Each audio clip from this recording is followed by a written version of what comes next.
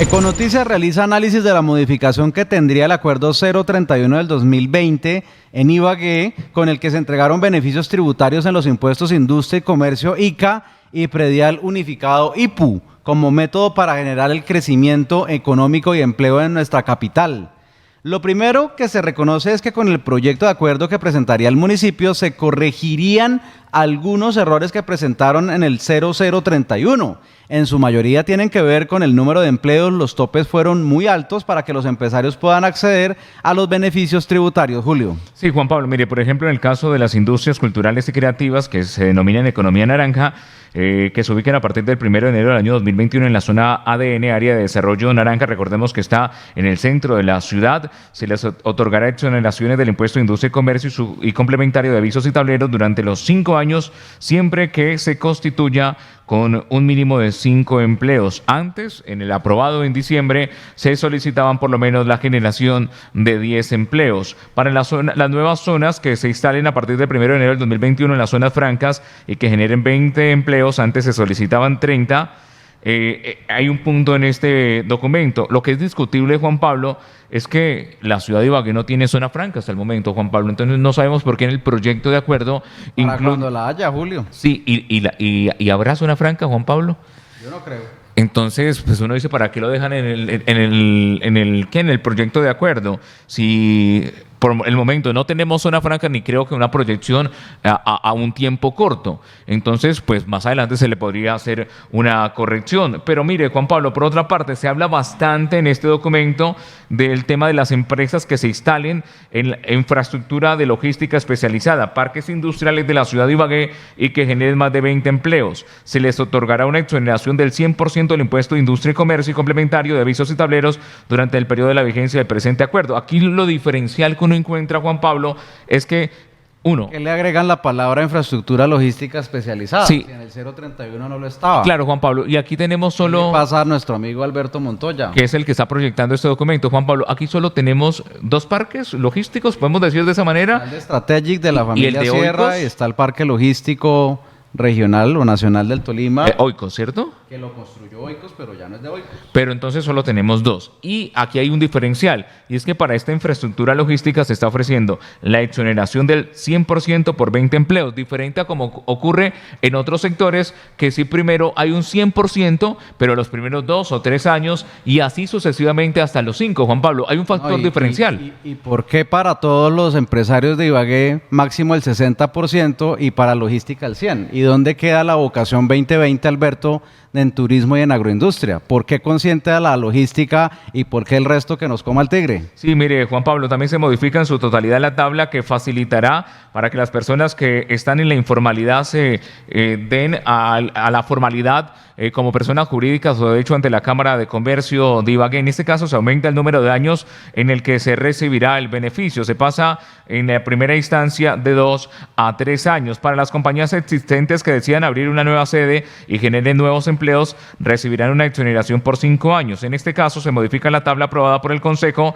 Se trabajará ahora con un porcentaje de los empleos que actualmente tiene la compañía y los que podrá generar para recibir respectiva exoneración. En este caso ya no se tendrá en cuenta si la empresa es grande, mediana o pequeña, Juan Pablo. Eso también es bueno, ¿no, Julio? Sí, claro, Juan Pablo, porque antes mire que al revisar ese documento, ese acuerdo que fue aprobado, se hablaba de empresas, microempresas, empresas pequeñas, medianas y grandes, había un tope de empleos como también un porcentaje. Ahora... Por cierto, para mí estaba mal calificado porque contradice un decreto nacional del MINCIT, donde se habla del verdadero tamaño de una empresa. Y nunca una empresa grande es una empresa que vende más de 800 millones. Es una empresa de 800 millones, es una empresa pequeña, Julio. Sí, mire, Juan Pablo, entonces en este numeral 6 se cambia esa tabla, se deja de hablar de empresas grandes o pequeñas y ahora se habla en general. Y se habla de porcentajes. Claro, mire. Empleos generados sobre los empleos que tenga que tiene actualmente, por ejemplo. Eso se demuestra con la planilla SOI, ¿no? Sí, claro, Juan Pablo. Puede dar para... Es correcto. Y lo otro que tiene que tener en cuenta es que si usted venía generando 3 empleos, esa compañía pues es algo muy normal, entonces usted tiene que superar por lo menos esos 3 empleos. Y la base es lo siguiente, Juan Pablo, mire, empleo generados entre el 10 y el 25%, la empresa va a recibir un 20% de exoneración. O sea que una empresa que tenga 30 empleados y genere por lo menos En este caso, entre 10 y 25. Entonces, si genera 3 empleos, ya puede recibir esta exoneración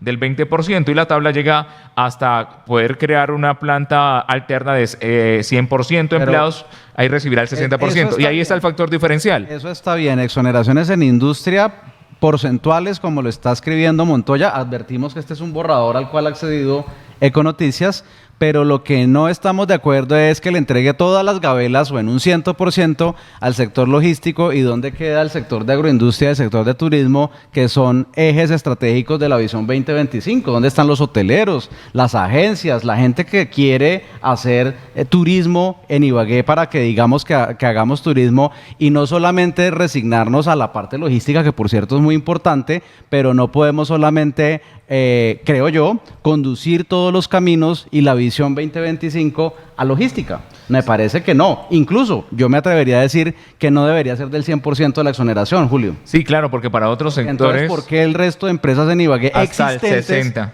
¿Por qué el resto de empresas, Alberto Montoya, en Ibagué existentes hasta el 60%? ¿Y por qué solo logística al 100%? ¿Por qué?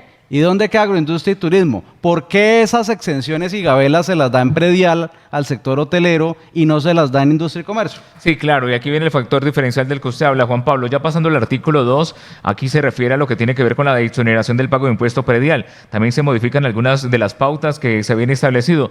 Y una de ellas, aquí aunque no es una modificación, aquí se tiene en cuenta el sector turismo, al sector del sector hotelero, pero no en el sector, en lo que tiene que ver con los descuentos en materia de industria y comercio. Mire, aquí viene el tema de los centros comerciales, industriales, parques temáticos, centros médicos, hoteles y plantas industriales. Se disminuye el número de empleos generados y se aumenta el número de metros cuadrados que benefician la exoneración. Y aquí hay una tabla muy clara, Juan Pablo. En este artículo 2 se hablaba, por ejemplo, en el anterior decreto, para hacerle un contexto a los oyentes de Econoticias, por ejemplo, quienes generan entre 50 y 100 empleos, tendrían una exoneración hasta de 10 años con una gradualidad que inicia en los primeros 3 años en el 100% y finaliza en el 6º año y hasta el 10º año con un 40%. Aquí se modifica y ahora se baja la tasa de entre 50 y 100, ahora se baja a entre 25 y 50. Volvemos a decir, es bueno que se disminuya el número de empleos generados porque esto llevará a que más personas se motiven a generar empleo en la ciudad de Ibagué. Pero, Julio, esto es para predial unificado. Sí, claro, por eso, Juan Pablo, ya pasamos al artículo 2. Hay que aclararlo en la nota que vamos a poner en nuestro web y redes, que no le está dando desarrollo económico de Ibagué incentivos, al menos en un borrador, al sector turismo y a la agroindustria. Se la está metiendo toda esa logística al 100%. Estoy hablando de las empresas existentes. Debe haber 100% de exenciones de industria y comercio a las empresas nuevas que lleguen a Ibagué, ¿cierto? Sí, claro, Juan Pablo. Pero mire, las existentes, me parece que agroindustria, logística y turismo deben tener un beneficio adicional al resto de existentes, pero no debería ser del 100%. Y mire porque entonces los que estamos invirtiendo en Ibagué en otros sectores, ¿no valemos la pena? Los que están en economía naranja, los que están en el sector salud, los que están en la construcción, los señores textil, confección, la manufactura, etcétera, ¿no tienen derecho a tener más del 60%? ¿O todos en la cama o todos en el suelo, Julio? Sí, fíjese que a diferencia del sector de centros comerciales, industriales, parques temáticos, centros médicos, hoteles y plantas industriales, se habla de un 100% en los primeros 3 años, después del año 4º y 5º del 60% y se cierra entre el 6 y el año 10 del 40%. Mientras encontramos nuevamente aquí en el impuesto predial que para los sectores de logística, en este caso infraestructura de logística especializada, sí se les entrega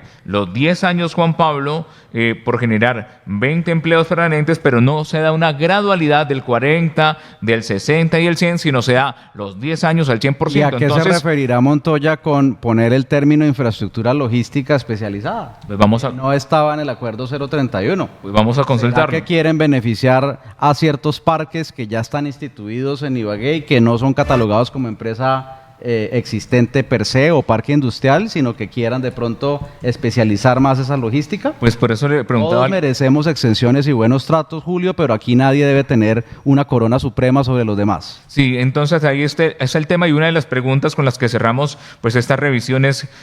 ¿Por qué se ve una clara inclinación de entregar unos mejores beneficios a las empresas que se instalen en los parques industriales o dentro de infraestructura logística y no para los otros sectores? Perdón, Julio, ¿me repite? Sí, mire, la pregunta que nos hacemos aquí luego de esta revisión es ¿por qué se ve una clara inclinación de entregar unos mejores beneficios a las empresas que se instalen en los parques industriales o dentro de infraestructura logística y lo que usted plantea y no a los demás? Pues vamos a analizar y vamos a seguir revisando esta modificación que se le está haciendo a este acuerdo, que sin duda tuvo unos errores en el tema del cálculo del número de empleos, que ha conllevado o ha generado que las empresas no aspiren a estos beneficios y no se dinamice la generación de empleo en la capital del Tolima.